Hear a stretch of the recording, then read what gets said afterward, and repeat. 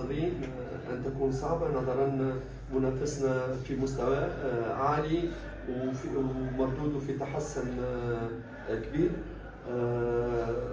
يعني لاعبين في مستوى عالي ومدرب له بالخبرة الكبيرة في مثل هذه المباريات الكبيرة.